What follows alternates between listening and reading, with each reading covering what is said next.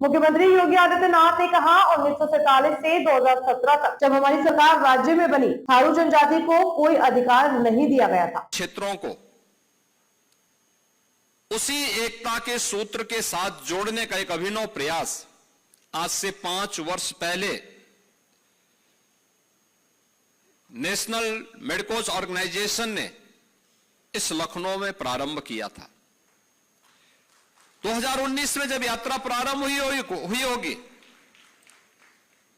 उस समय एक उत्साह था, लोगों में एक उमंग था कि कैसे होगा, जानने की एक उत्सुकता थी। यह उस समय था जब professor MLB Bhatt ji KGMU के VC हुआ करते थे। KGMU देश का सबसे बड़ा चिकित्सा संस्थान है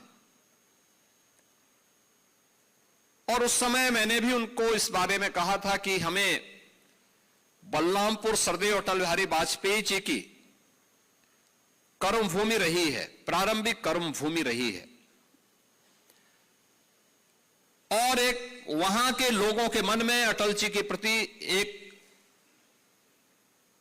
आत्मिक लगाव है। तो क्या KGMU का कोई सैटेलाइट सेंटर हम बलरामपुर जिले में बना सकते हैं? उन्होंने प्रयास भी प्रारंभ किया और उस दौरान जब बातें सामने आई बॉर्डर क्षेत्र की, वहां के लोगों की स्थितियों के बारे में, तो राष्ट्रीय स्वयंसेवक संघ के मार्गदर्शन में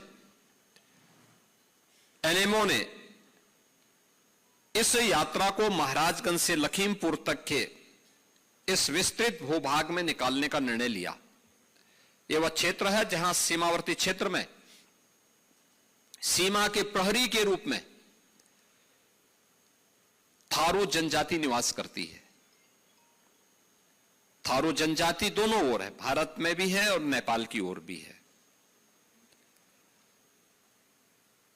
साथ साथ एक तरफ उनकी गरीबी और बदहाली एक चुनौती और दूसरी तरफ वहां पर बढ़ रहे कुछ नौ धनाढ्य, यह भी अपने आप में एक चुनौती है, राष्ट्रीय सुरक्षा के लिए गंभीर चुनौती। बनटांगिया, आप आश्चर्य करेंगे, इस समाज के दबे कुचले वे लोग हैं जिन्हें कभी ब्रिटिश कालखंड में 1905 से लेकर के 1920 के बीच में इन्हें तराई के क्षेत्र में